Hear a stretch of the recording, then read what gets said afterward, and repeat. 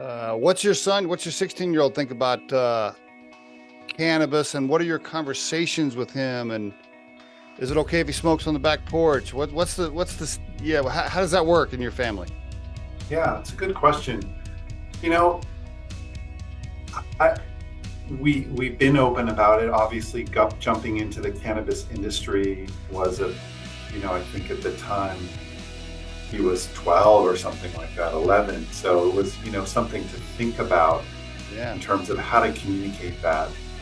Um, I think what I've sort of landed on is pretty straightforward, which is this is something that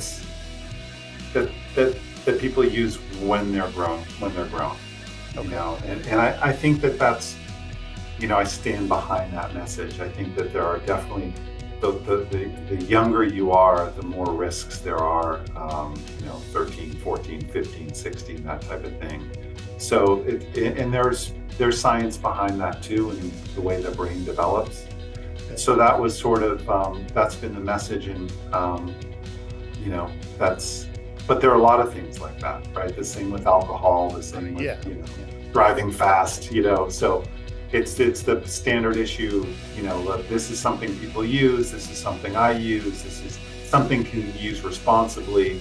But there are also, there are also traps to it. Like there are traps to a lot of other things that have good sides to it. That's really what the conversation's about.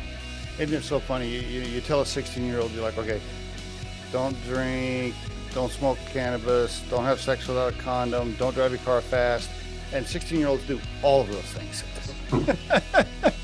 Yeah, or a mix or some, yeah, exactly.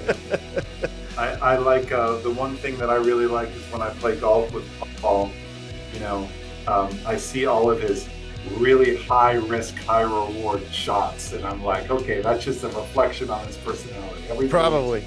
hard, and let's just go for it. So that's where you're at, and we've all been there, and most of it get through it. So I think communication and Key. perspective as much as possible.